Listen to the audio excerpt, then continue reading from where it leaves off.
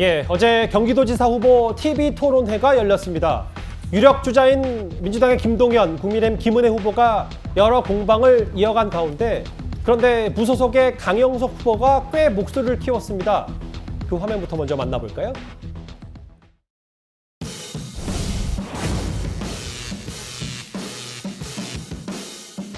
여전히 대장동은 김동연 후보님에게는 어떤 사건입니까? 경기도지사 토론회에서 지나간 얘기가 무슨 의미가 있는지 모르겠습니다만 저는 의혹이 있다면 또 검찰과 경찰 수사 또 특검 얘기가 나왔기 때문에 명명백백하게 밝혀지고 거기에 따라서 필요하면 조치를 해야 될 것이라고 생각합니다.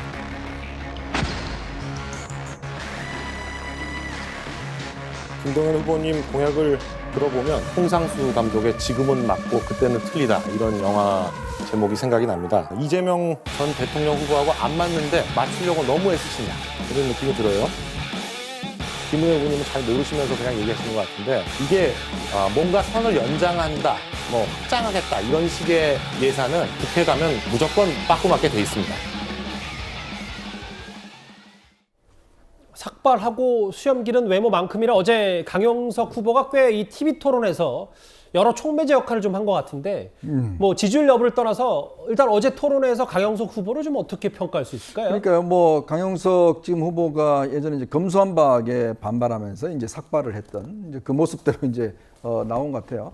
어제 사실은 전 강영석 후보의 활약이 굉장히 의외의 지금 기폭제가 됐다 이런 생각이 듭니다. 특히 이 사실은 이제 김동연 후보에 대해서 우리가 몰랐던 부분들을 꽤 많이 지적을 한 것 같습니다. 예전에 이제 이 90년도인가요? 그때 택시 타고 가다 94년도인가요? 택시 타고 가다가 이제 택시기사 폭행해서 그때 뭐 기소유예 받았다든지. 그다음에 이제 본인이 항상 이 고졸 신화 이야기하는데 본인이 이제 야간 대학을 나왔거든요. 뭐 그런 부분이라든지. 하여튼 그런 부분에서 상대방을 적절하게 이제 공격을 해서 사실상 김동연 대 이제 이 어떤 면에서 보면 이 강영석 뭐 이런 어떤 지금 재미가 상당히 붙어서 상당히 나름대로 지금 이 토론회에서 양념 역할을 굉장히 잘한 게 아닌가 그런 생각이 듭니다. 양념이라는 표현을 좀 해주셨어요. 김동연 후보의 모토는 정책으로 승부 보자. 김은혜 의원 힘 있는 도지사, 민심 따라야 된다는 정의당 후보도 있고 강영석 후보는 지난 5년에 적폐를 청산해야 된다 이렇게 얘기했습니다. 특히 이 강 후보는요. 김동연 후보의 여러 의혹들을 작심한 듯 파고들었습니다. 한번 저희가 모아봤습니다.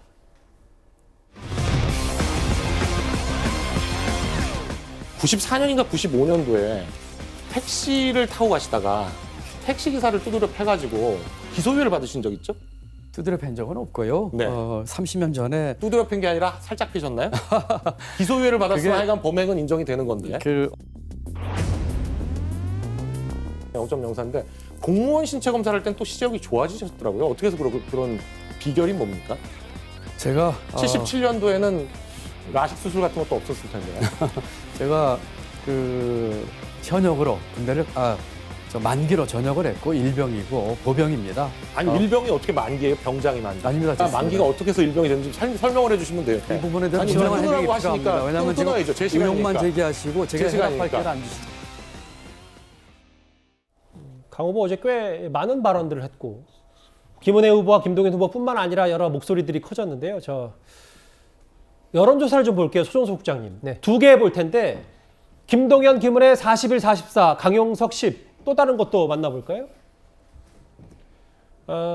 김동연 44, 김은혜 39, 강영석 5. 어제 토론의 여러 모습들이 강영석 후보의 여론조사 지지율을 좀 반등시킬 수는 있는 건지 혹은 뭐 단일화 얘기까지 나오니까 이런 변수를 저희가 좀 어떻게 고려해 볼까요? 지금 보면은 경기도지사 선거의 경우 김동연, 김은혜, 김동연 두 후보가 오차 범위 내에서 접전을 벌이고 있다 이렇게 좀 판단이 되고요. 그 속에서 이제 강영석 후보가 대략 5%에서 10% 여기로 오가는 이제 지지율 흐름을 보이고 있는데 일단 토론회 이후에 약간의 지지율을 상승할 수도 있지 않나 뭐 이런 생각을 갖습니다. 지금 전체적인 판세로 봤을 때는 김은혜 후보와 강영석 후보 간의 단일화가 어떻게 되느냐가 경기도지사 선거의 최대 변수가 아닌가 이렇게 좀 판단이 됩니다. 현 상황에서 김은혜 후보나 강영석 후보 두 명 다 단일화 부분에 대해서는 가능성을 지금 열어놓고 있는 상황이거든요. 여러 가지 언론 인터뷰 등을 보면 두 사람 다 그런 입장을 가지고 있고 강영석 후보도 어부지리로 김동연 후보가 당선되는 그런 상황은 없을 것이다. 뭐 이렇게 얘기를 하고 있는 상황이기 때문에 그리고 일정하게 이제 단일화의 어떤 조건 이런 것도 지금 강용석 후보가 얘기를 했지 않습니까? 여론조사를 통한 지지율 높은 후보를 뽑아서 그 사람한테 표를 몰아주자 이런 얘기를 했기 때문에 결국 김동연 후보로서는 두 사람이 단일화될 것을 예상을 하고 전략을 세워야 할 것으로 보이고 김은혜 후보와 강용석 후보 간에는 어떻게 하면 이 이른바 단일화 시너지를 극대화할 수 있는가 이런 부분이 관건이 되지 않을까 그렇게 예상이 됩니다. 그러니까 강용석 후보가 이번 판세 변수는 변수네요. 그러면